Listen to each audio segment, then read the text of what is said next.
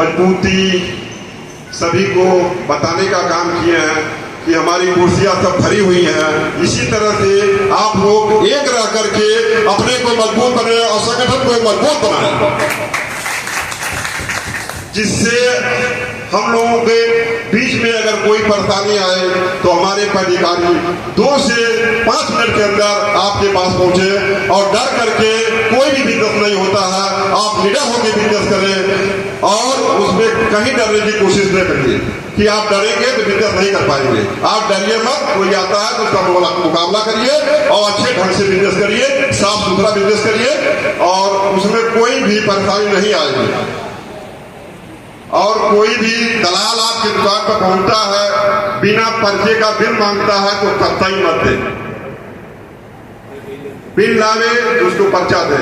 हम आप लोगों से गुजारिश यही करते हैं कि अपने यहाँ जिले के होलसेलर जितने भी दुकानदार हैं उन्हीं से दवा खरीदें, क्योंकि इस समय मार्केट में बहुत ज्यादा नकली दवाओं का लोग प्रचार कर रहे हैं कि ये लोग नकली दवा बेचते हैं। तो अपना संत कबीर नगर ऐसा कभी नहीं हुआ कि नकली दवा दे। तो आप लोग कोशिश करें, 1-8% के चक्कर में मत फंसे, यही से लें, अपनों से संबंध बनाएं और हमेशा के लिए बनाएं, क्योंकि चंदा हम देते हैं, सुख दुख में हम खड़े होते हैं। तो अपनों के साथ अपना व्यापार करें जिससे सबको मजबूती मिले।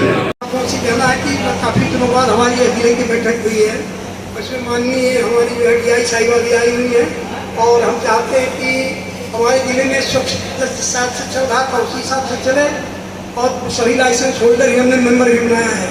हमारा कोई भी मेंबर बिना लाइसेंस होल्डर नहीं है और न तो भविष्य में रहेगा। इसके बाद हम लोगों ने कहा कि भाई आप एकदम स्वच्छता को व्यापार करिए, सारे बिल वाउचर और अपना व्यापार अपनों के साथ करिए। ये हमारे राष्ट्रीय अध्यक्ष जो 12 लाख इन्वेस्टरों का हमारा एसोसिएशन है, बॉम्बे में हमारे जो है अप्पा साहब जो है सिंधे हैं और उन्होंने अभी उनकी मीटिंग हुई थी, हम लोग उसमें बुलाए गए थे बस यहाँ संत कबीर नगर से।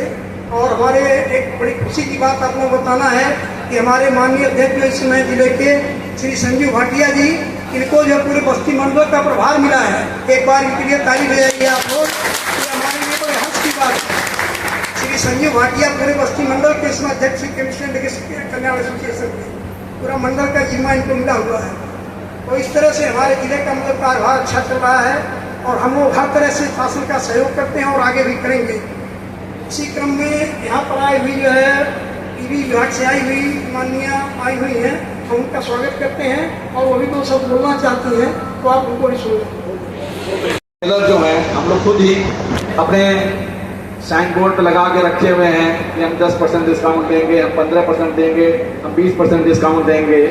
ये हम लोग के अंदर खुद ही हम लोग की कमी है कि हम लोगों ने क्यों बोर्ड लगा के रखे हुए हैं कि 10 से 15% डिस्काउंट, 20% डिस्काउंट के।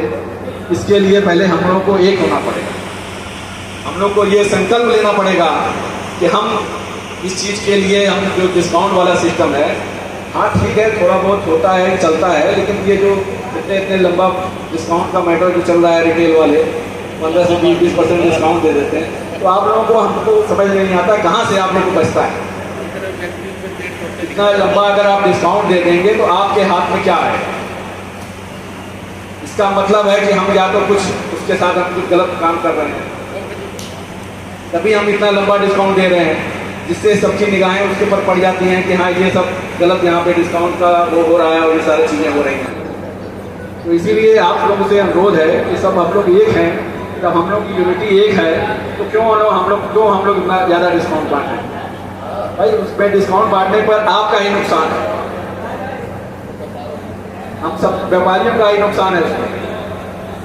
भाई आप जितना मार्जिन है ठीक है लेके चलिए, लेकिन आप देखिए पहले एक्सपायरी के नाम पर सब हो जाता था, अब वो एक्सपायरी 1 पैसे की एक्सपायरी कोई ना कंपनी कर रही है, ना कोई होलसेलर कर रहा है, ना कोई स्टॉकिस्ट कर रहा है, वो आपका पैसा सीधे डेड हो जा रहा है। दूसरा, आप जान रहे हो कि भाई हम लोग हमेशा ये कहते आए हैं कि आप लोग बिल से माल खरीदिए और बिल से बेचिए, बिना बिल के माल ना खरीदिए ना बेचिए। और जो हमारे ये साथी सभी लोग हैं, जो मैं मैडम से कहना चाह रही हूँ कि जितने भी हैं सब हमारे रजिस्टर्ड व्यापारी हैं, सब लाइसेंस धारक हैं, बिना लाइसेंस के कोई भी दुकानदार यहाँ नहीं बैठता है। और ना हम उनको यहाँ बैठने देंगे नहीं। करें कि उनका लाइसेंस बन जाए, वो लाइसेंस पर ही दवाइयाँ बेचे। और आप सभी यहाँ लाइसेंस होल्डर जो हैं, आपके आसपास यदि कोई बिना लाइसेंस के दवा चला भी रहा है तो उसकी शिकायत भी कर सकते हैं, नकली दवा बेचता है तो। दूसरी बात, उनको प्रोत्साहित भी कर सकते हैं आप कि चलो चल के लाइसेंस बनवाओ, और गैर कानूनी तरीके से काम करने से अच्छा है कानूनी तरीके से काम करो।